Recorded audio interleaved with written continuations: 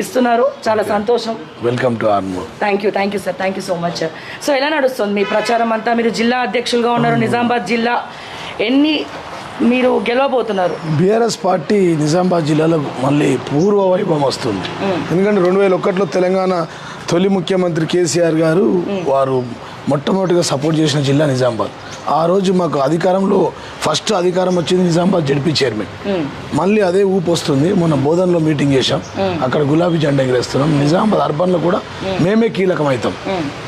ఆర్మూర్లో అయితే war one side ఉంది, TRS war one side, BJP Congress పతనం డిసైడ్ అయిపోయింది. గల్లీ గల్లీ సారు కారు కేసీఆర్. ఏ గల్లీ పోయినా ఇక్కడ రావాలి కేసీఆర్, కావాలి కేసీఆర్, గెలవాలి కేసీఆర్. ఎలక్షన్ ఏదైనా ఇటు తర్వాత ఈ రోజు తర్వాత సెలక్షన్ కేసీఆర్ అంటున్నారు. జనం ప్రభంజనం, తండోపతండాలుగా గలీలు వస్తుంది. అయ్యో మేము చెంపలు వేసుకుంటున్నామయ్యా కాంగ్రెస్ పార్టీని తెచ్చుకున్నందుకు, మాకు ఇష్టమన్న పథకాలు ఇవ్వలేరు, తులం బంగారం రాలేదు, 4000 పెద్దమ్మ 4000 పింఛన్ రాలేదు, ఆడబిడ్డలకు స్కూటీలు రాలేవు, ఏవి కూడా వాళ్ళు చెప్పిన నెరవేర్చేది. కాబట్టి ఇక మేము చూసినాం 2 ఏళ్ళు, మాకు నమ్మకం పోయింది. అదే రైతులు ఎక్కువ ఉంటారు, రైతు బంధు కూడా రాలే, రైతు రుణమాఫీ కాలే, రైతు బీమా కాలే. మున్సిపల్ మంత్రి ముఖ్యమంత్రి ఉండే నిన్న నిజామాబాద్ వచ్చినప్పుడు ఏ మున్సిపాలిటీకి ఎంత ఇచ్చినో చెప్పలేకపోయాడు. కాబట్టి ఏ మున్సిపాలిటీకి ఎంత ఇచ్చాడో చెప్పలేకపోయాడు. కాబట్టి మేమంటాం ఆర్మూర్ మున్సిపాలిటీకి ఎన్ని కోట్లు ఇచ్చావు, నిజామాబాద్ అర్బన్కి ఎంత ఇచ్చావు, బోధన్కి ఎంత ఇచ్చావు, అది చెప్పాలి. కానీ నేను కేసీఆర్ని తిడతా, కేసీఆర్ ఎట్లా జాతిపిత అంటే బరాబర్ జాతిపిత కాదంటున్నారా? వాడెవడ నెక్స్ట్ మా గవర్నమెంట్ వచ్చినాక 100% ఫస్ట్ జీవో నేనే కూర్చుండి తీస్తా, సెక్రటరియట్లో నేనే కూర్చుంటా, సార్ ఒప్పుకోకుండా నేనే కూర్చుండి ఫస్ట్ జీవో తీపిస్తా, అఫీషియల్ జీవో తీపిస్తా. తెలంగాణ జాతిపిత కేసీఆర్ అని చెప్తా. ఎందుకు అహంకారం? ఒక విషయం, కర్త కర్మ క్రియ. తెలంగాణ భారతదేశ పటంలో తెలంగాణ అనే మ్యాప్ ఉండడానికి కర్త కర్మక్రియ KCR, father of the Telangana. అందరికి తెలంగాణ అందరికి తెలంగాణ లేదు కదా. తెలంగాణ లేకపోతే శ్రావ్య టీవీ తెలంగాణ ఎట్లా పెట్టుకుంటూ పోడు, ఆంధ్రప్రదేశ్ శ్రావ్య అని పెట్టుకోవాలి. శ్రావ్య ఓకే టీవీ శ్రావ్య కింద ఎండి తెలంగాణ ఆంధ్రప్రదేశ్ అని పెట్టుకోవాలి. ఇలా Revanth Reddy CM PCC president, Andhra Pradesh PCC అని పెట్టుకోవాలి. అసలు ఆ పదవిని పుట్టించిందే కేసీఆర్ కదా. ఫాదర్ ఆఫ్ ద తెలంగాణ, కర్త కర్మ క్రియ, తెలంగాణ ప్రదాత, తెలంగాణ బాపు, తెలంగాణ జాతిపిత, బరాబర్ జాతిపిత. ఈడవడో గొట్టంగాడు కాదంటే అవుతుందా అండి? 4.5 కోట్ల ప్రజల గుండెలు విప్పి చూడండి కేసీఆర్ ఉంటాడు. ఇప్పుడు మీ కెమెరామెన్ ముగ్గురిని అడిగితే ఆఫ్ ది రికార్డ్ నీ ముంగడ భయపడుతున్నాము కానీ పక్కకు తీసుకొని అడిగితే బరాబర్ అంటే ఈ ఇంట్లో పింఛన్ వస్తుంది, వీళ్ళ చెల్లె కళ్యాణ లక్ష్మి వచ్చింది, ఆయనకు డబుల్ బెడ్రూమ్ ఇల్లు వచ్చింది. అట్లా ఉంటుంది. ఏమొచ్చిందంటే మిమ్మల్ని అడిగితే కూడా మీ ఒక్కసారి నేను పక్కకు వచ్చి మాట్లాడతా, సార్ బరాబర్ సార్ తెలంగాణ తెచ్చిండే నిజంగా జాతిపిత నువ్వే చెప్తావు. ఎందుకు నేను డైరెక్ట్గా చాలా సందర్భాల్లో ఇప్పుడు కాంగ్రెస్ అధికారంలోకి వచ్చినప్పటి నుంచి ఏ ఒక్క గ్యారంటీ కూడా ఎగ్జిక్యూట్ చేయట్లేదని నేను ఏమంటే జాతిపిత ఎందుకు కదమ్మా, ఢిల్లీ నుంచి ఢిల్లీ దాకా ఉద్యమం చేసి 35 జాతీయ పార్టీలు నొప్పించి కేంద్రం మెడలు వంచి సోనియా గాంధీ దిగొచ్చి తెలంగాణ ప్రకటింపజేసి వంట వార్పు మిలియన్ మార్చ్ ఉద్యమం వేసి తన పదవులను గడ్డి పోచలాగా వదిలేసి తన రాజకీయ జీవితాన్ని త్యాగం చేసి ఉద్యమం చేసి చివరికి చావు నోట్ల తలకాయ పెట్టి 11 రోజులు ఆమరణ దీక్ష చేసి చనిపోయే దీక్షకు వచ్చిన వ్యక్తిని పట్టుకొని ఆ వాడు వీడు కేసీఆర్ పెట్టిండా, విద్యార్థులు పెట్టి అందరూ అమ్మ ఇప్పుడు విద్యార్థులు కాదని నేను అంటే కదా. సార్ అయితే ఉద్యమం చేసింది కదా, ఆమరణ నిరాహార దీక్ష చేసింది కదా, కాబట్టి జాతిపిత అంటున్నాం. నువ్వు అది వీడు రైఫిల్ రెడ్డి కదా, ఈ పెయింటర్ రెడ్డి అప్పుడు ఏం చేసిండు, రైఫిల్ పట్టుకొని చంద్రబాబు కనసాగిలో పనిచేసిండు. ఓటుకు నోటు కేసులు తుపాకీ రెడ్డి తుపాకీ పట్టుకొని పోయిన నువ్వే చూసినావు. సావే టీవీలో ఎన్నోసార్లు చూపించాను, ఓకే టీవీలో. మేము అనేదంటే ఏం అధికారం ఉంది వాళ్ళకు? మేము పెట్టిన భిక్ష ఈ రాష్ట్రంలో రేవంత్ రెడ్డి ముఖ్యమంత్రి ఉన్నాడంటే ఇలా అది కేసీఆర్ భిక్ష. పిసిసి మహేష్ కుమార్ గౌడ్ ఈ జిల్లాలో అంటే తెలంగాణ అనే పదంకు వాళ్ళు ఆంధ్రప్రదేశ్లో జిందగిలా గారు ఎట్లయితారు? మన 119 వారు ఎక్కువ సీట్లు, మనోడు ముఖ్యమంత్రి ఎట్లయితాడు? జిందగిలా కాడు కదా. వైఎస్ఆర్, కిరణ్ కుమార్ రెడ్డి, రోజయ్య, సోకాల్డ్ కాసుల బ్రహ్మానంద నుంచి వీడి దాకా మొత్తం ఆంధ్రోళ్ళే కదా అండి. ఇలా ఆ తెలంగాణ అనే పదంలో వచ్చి ముఖ్యమంత్రి అయినాడు. దానికి కర్త కర్మక్రియ. అందుకోసమే బరాబర్ జాతిపితాను నేను చెప్తున్నా. ప్రభుత్వం వచ్చినాక నిన్నే పిలిచి ఫస్ట్ జీవోని చేతిలో పెడతా. మొదటి జీవో తెలంగాణ జాతిపిత కేసీఆర్ అని ఉంటుంది. చేతిలో పెడతారా, చేతిలో పెడతాను. సార్ ఇప్పుడు ఇప్పుడు ఇదంతా మాట్లాడుతున్నారు కదా, అయితే రేవంత్ రెడ్డి అన్నాడు బీజేపీ బీఆర్ఎస్ కలిసి పనిచేస్తున్నాయి అని చెప్పి ఒక కవలలతోటి పాపం వాళ్ళని తీసుకొచ్చి ఏదో ఏదో పోల్చబోయి ఇంకేదో పోల్చిండు. నిజంగానే ఫెవికాల్ బంధం ఎందుకంటే ఇప్పుడు మొన్న మీరు కూడా పైడి రాకేష్ ఆర్మూర్ నుంచి హైదరాబాద్ దాకా, అంతేనా? ఆర్మూర్ నుంచి హైదరాబాద్ దాకా అక్రమ సంబంధం కాంగ్రెస్ బీజేపీ. ఆర్మూర్ ఈ రాకేష్ రెడ్డి ఇప్పుడు మా దగ్గర ఏమంటారు అంటే పుష్ప మంగళం సీన్ అంటారు. ఆడే చెప్పిండు నీకు కూడా ఎర్రచందనం స్మగ్లర్, రెడ్ గోల్డ్. ఎర్రచందనం మంచిదా అమ్మ? ఎర్రచందనం వ్యాపారం చేస్తాడు తెలంగాణలో ఉన్నాడా? వీడు తప్ప వీడు స్మగ్లర్, దొంగ, డకాయిట్. అందుకోసం ఆర్మూర్లో మంగళం సీన్ ఉంటారు వీడిని. వినమ్మా, ఆర్మూర్ కి నాకు కత్తెర గ్యాంగ్, చెడ్డి గ్యాంగ్ లెక్క ఆర్మూర్ లో కత్తెర గ్యాంగ్ జమైంది. సుదర్శన్ రెడ్డి ఆయన ఒక కత్తెర పెట్టుకుంటాడు, ఈడు మంగళం సీను, రాకేష్ రెడ్డి ఈడు కత్తెర పెట్టుకుంటాడు. ఇద్దరు మంగళ షాపులు పెట్టుకున్నా. నేను ఓడిపోయినా కదా, ఇద్దరు వస్తారు. సుదర్శన్ రెడ్డి బోధన నుంచి వస్తాడు, రాకేష్ రెడ్డి ఇంటికాడ ఛాయ్ తాగుతాడు. ఇద్దరు కలిసి కత్తెర పెట్టి కత్తిరిస్తారు. మందికి పుట్టిన వాళ్ళు మా వాళ్ళు అంటారు. నేను తెచ్చిన జీవులు అవి. ఇప్పటికి మీరు ఎక్కడ పోయి శిలాపలకాలు చూడండి, ఆడ శిలాపలకం ఉంది, అది పాత జీవో నాదే. 2 ఏళ్ళు ఆపి 3,000 కోట్లు అసలు తెచ్చిందంతా నేనేనమ్మా. నువ్వు నడిచిన జాగా నాదే. సిద్ధుల గుట్ట పోయి చూడు, పరేషాన్ అయిపోతావు. నేను నిన్నే సెటిల్ అయితే జీవన్ రెడ్డి కిల్లి అంటావు. అంత మంచిగా ఉంది. నువ్వు దేవుడు భక్తురాలు కదా. సిద్ధుల గుట్ట పోయి చూడు, 100 పడకల ఆసుపత్రి చూడు. నేను తెచ్చింది 30,000 మందికి డెలివరీలు ఇచ్చినాం, 30,000 మందికి సీఎం రిలీఫ్ ఫండ్ ఇచ్చినాం, డయాలసిస్ సెంటర్ తెచ్చినాం, సిద్ధులగుట్ట ఇచ్చినాం, 6 ఆలూరు రోడ్ బైపాస్ రోడ్ వేసినాం, ట్రాన్స్పోర్ట్ మినిస్టర్ సంతోష్ రెడ్డి ఉన్నప్పుడు చేయని ఆర్టీసీ బైపాస్ రోడ్ వేసినాం, 100 కోట్ల రోడ్లు వేసినాం, 450 కోట్లతో ప్రతి ఇంటికి నల్లా తిప్పితే నీళ్ళు ఇచ్చినాం. నేను చేసింది ఎంత, వాడు చేసింది రూపాయి లేదు. ఇప్పుడు ఏం చేసిండు, కొత్తగా కబ్జా పెట్టిండు 13.5 ఎకరాలు అంకాపూర్లో. అసైన్మెంట్ ల్యాండ్ తీసుకో, 13.5 ఎకరాలు. సర్వే నంబర్ కూడా తీసుకోండి. పెట్టిండు. యంగ్ ఇండియా స్కూల్ అక్కడ పిప్రి దగ్గర వచ్చింది. ఎడ్యుకేషన్ హబ్ ఉంది 100 ఎకరాలు. దాంట్లో పెడదామని మేము ప్రపోజల్ పెట్టినాం. దాన్ని బంద్ చేసి ఇవాళ ఇక్కడ ఆయన ఇంటి దగ్గర పక్కన పెట్టుకున్నాడు 200 కోట్ల. అది జనరల్ పాలసీ. ఆయన కబ్జా చేసిన భూమి ఎదురు ల్యాండ్. ఇదేందిరా ల్యాండ్, ఇదిరా ఇది చూడండి. చెప్పేటి ధర్మసత్రాలు, సొచ్చటి దొమ్మరి గుడిసెలు.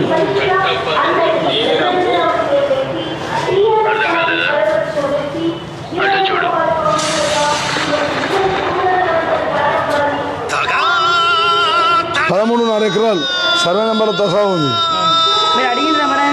అడిగినాం, నిన్న మీటింగ్లలో చెప్పినాం. కొన్ని కాకపోతే రాజకీయాల నుంచి వెళ్ళిపోతాయని చెప్పినాం. ఊర్లో అడగాలి, అది రాకేష్ రెడ్డిదే కాదంటే, రాకేష్ రెడ్డి కాదంటే రాజకీయాల నుంచి వెళ్ళిపోతాను.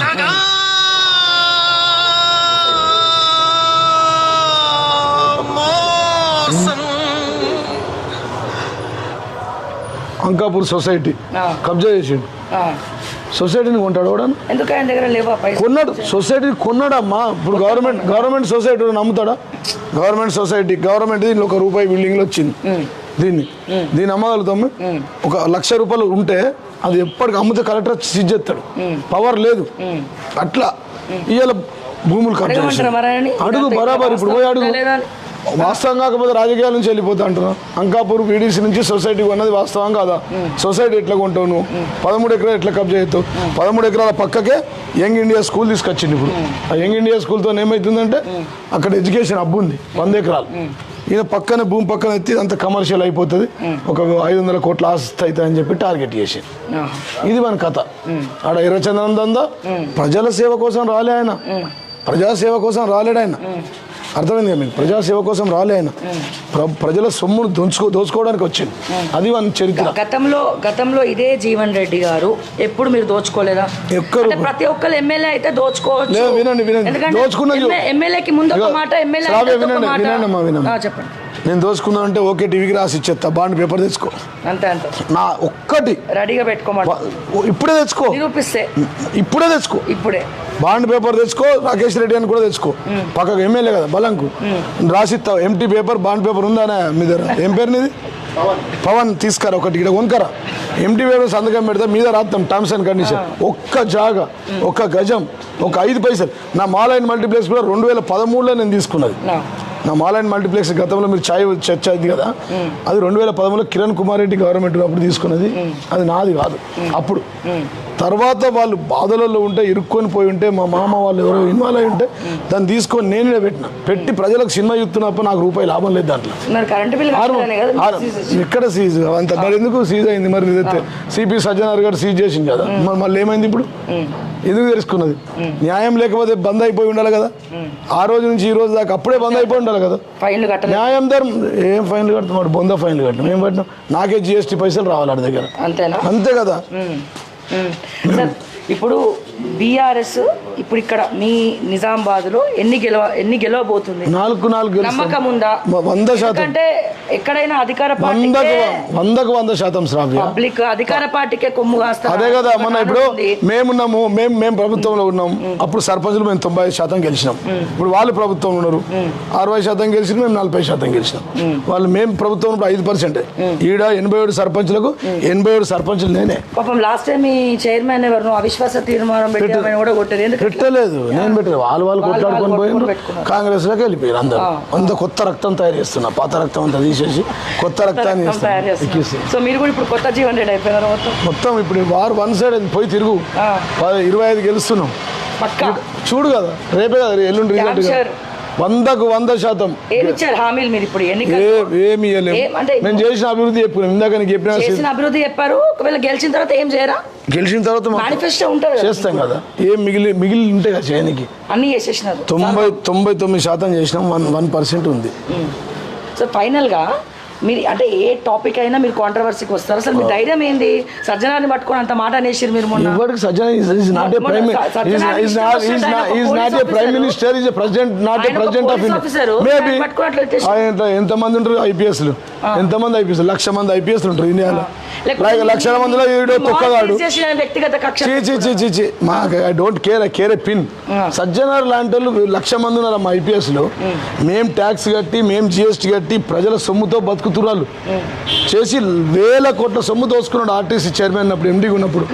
ఆర్టీసీ ఎండీగా ఉన్నప్పుడు 1,000 నుంచి 2,000 కోట్లు సంపాదించుకున్నాడు. 1,350 కోట్ల రూపాయలు రిటైర్డ్ ఎంప్లాయీస్ డబ్బులు వాడిండు ఆర్టీసీకి. పెళ్లిలకు వచ్చిన పిల్లలకి ఇవ్వలేకపోతున్నారు రిటైర్డ్ ఎంప్లాయీ. ఆర్టీసీ లైన్ పట్టి తిరుగుతున్నారు, ఆర్టీసీ క్రాస్ రోడ్ లో అందరినీ ఆర్టీసీ ఎంప్లాయీస్ ముంచేసిపోయిండు. టైర్లలో కమిషన్ తీసుకున్నాడు, వాటర్ బాటిల్ కమిషన్ తీసుకున్నాడు. 30 సంవత్సరాల నుంచి అమ్మని స్క్రాబ్ని అమ్మేసాడు. 30 ఏళ్ళు ఎందుకు అమ్మలేరండి ఆర్టీసీ స్క్రాబ్? ఈయన ఉన్నప్పుడు ఎందుకు అమ్మాడు ఎండి? ఎంతో మంది ఎండీలు వచ్చిపోయారు. ఆర్టీసీ ఎంప్లాయీస్ రోడ్డు మీద పడడానికి బీఆర్ఎస్ కారణం అని వాళ్ళంటారు కొంతమంది. దానికి ఎండి సజ్జనార్ కారణం. ఇవాళ 1350 కోట్లు ఎందుకు వాడుకున్నాడండి? హైకోర్టు ఆర్డర్స్ ఉన్నాయి మా దగ్గర. హైకోర్టు ఆర్డర్ ఇచ్చింది, కట్టమంటే 150 కోట్లు ఇచ్చింది. అమ్మో ఇక్కడ ఉంటే బాధపడతాని సీఎం కమిట్మెంట్ ఇచ్చి నేను ఇట్లా మీరు ఏది చెప్తా సార్ అని చెప్పి వచ్చేసింది సీఎంకు. నాకు డీజీపీ ఇవ్వండి, నేను అందరికి సిట్ నోటీసులు ఇస్తా, అన్ని రకాలుగా చేస్తా, ఎంత డేర్ పని అయినా చేస్తా సార్, ఎవరు ఎన్కౌంటర్ చేయమంటే కూడా చేస్తా జీవన్ రెడ్డి లాంటి వాళ్ళని అని చెప్పి వచ్చాడు సీఎం దగ్గరికి. ఆయన చెప్పినట్టు ఆయన కనసైగల్లో పనిచేస్తుండు, చెప్పింది వింటుండు, లేవంటే లేతుండు, కూర్చుండు. సీఎం ఆఫీసే కదా, పోలీస్ కమాండ్ కంట్రోల్ వినాలా? మీరేం చేసిరో కాంగ్రెస్ అదే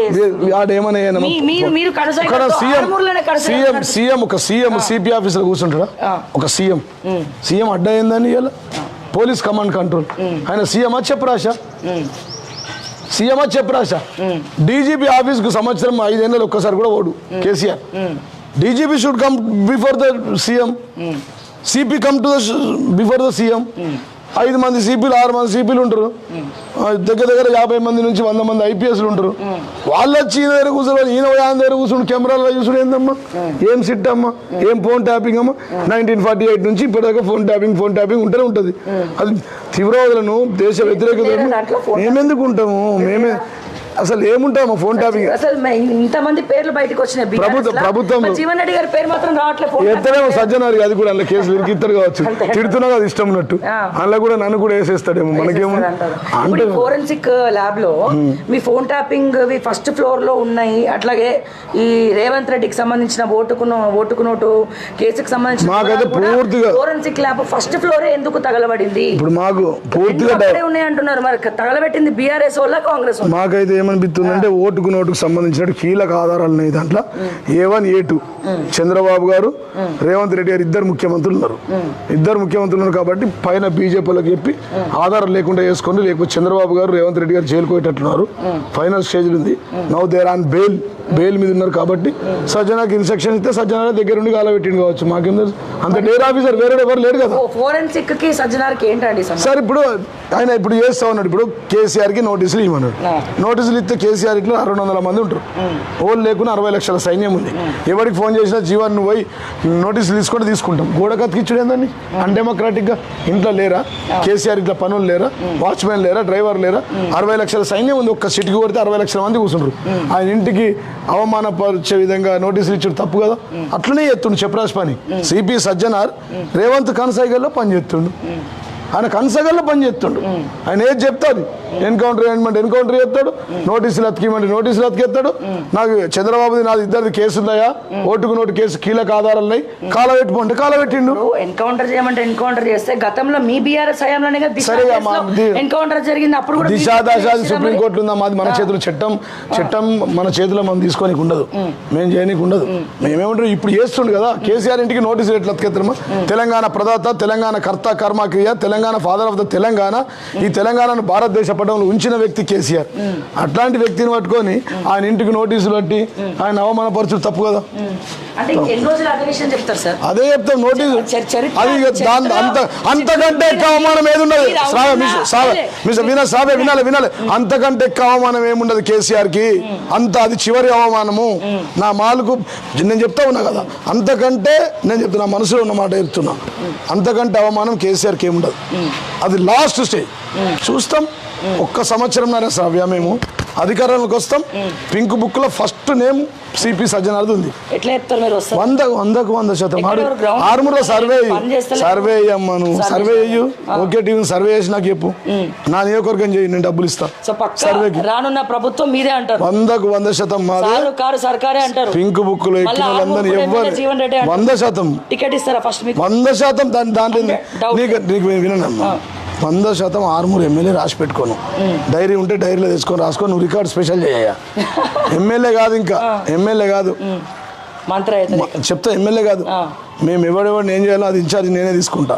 ఈ పింక్ బుక్ ఇన్ఛార్జ్ ఇవ్వమంట, నాకు మంత్రి వద్దు. పింక్ బుక్ లో పేర్లు ఎక్కినాయి సార్, వాళ్ళ ఇన్ఛార్జ్ నాకు ఇవ్వమని కేసీఆర్ అడుగుతా. ఇస్తాడు కూడా 100%. ఆ నమ్మకం నాకు ఉంది. నేనే కదా కొట్లాడిని, ప్రాణాలు తెగించి కొట్లాడతా. మీకు తెలుసు కదా, తప్పు కదమ్మా. నేను ఏమంటా, మమ్మల్ని కొట్టాను రా, మమ్మల్ని జైల్లో వేయండి, మా మాజీ ఎమ్మెల్యేని మంత్రులను చేయండి, కేటీఆర్ని సతాయించండి, హరీష్ రావుని సతాయించండి. కేసీఆర్ జోలికి వస్తే వదలం. కేసీఆర్ జోలికి వస్తే వదలం. తెలంగాణ అగ్నిగుండం చేస్తాం పక్క.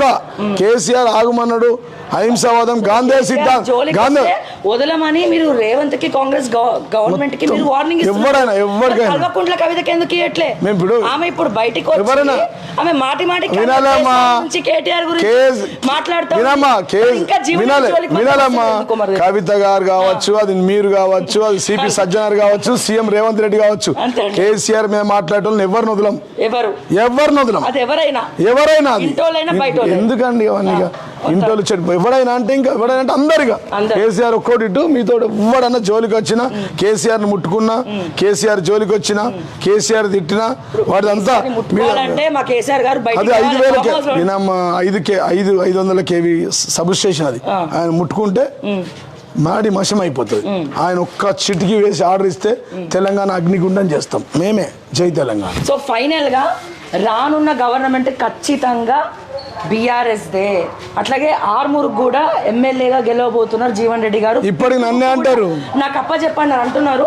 అండ్ దానికంటే ముందు ఇప్పుడు మున్సిపల్ ఎన్నికల్లో ఖచ్చితంగా నిజామాబాద్ జిల్లా ఎన్ని సీట్లు గెలుస్తారు సార్?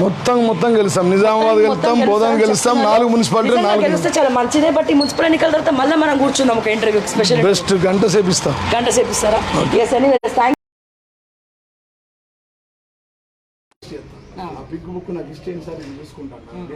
దాంట్లో మాత్రం నా పేరు పెట్టకండి సార్. జై తెలంగాణ, జై హింద్.